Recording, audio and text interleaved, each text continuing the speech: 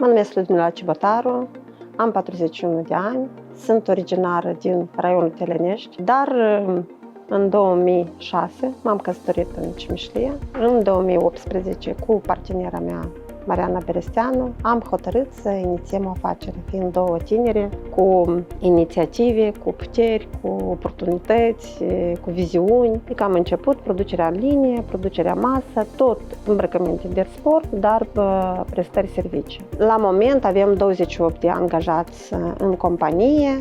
În trecut veneau la noi și lucrau 2-3 luni și lăsau lucruri, plecau.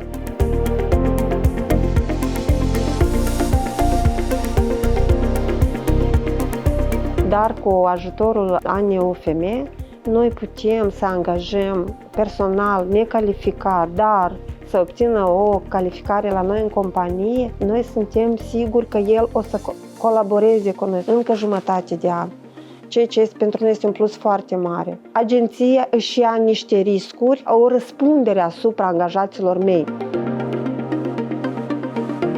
Îndemnul meu pentru angajatori, știind că situația în Republica Moldova este foarte dificilă cu angajații, cea mai bună soluție, o văd eu și o simt singură, este colaborarea cu Agenția Națională de Ocupare a Forței de Muncă. Agenția își face lucrul ei, are grijă de noi, are grijă de angajații noștri, permanent vin cu oferte de operatori, diferite domenii. Este o colaborare frumoasă, ceea ce este necesară și pentru angajator, necesară și pentru angajat, pentru ca să fie un echilibru între aceste două părți.